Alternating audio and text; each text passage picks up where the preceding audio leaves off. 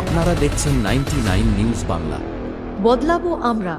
চিনাকুড়ির 1-2 নম্বর কলিয়ারিতে স্থানীয়দের চাকরির দাবিতে সকাল থেকে বিক্ষোভ দেখান স্থানীয় গ্রামবাসীরা।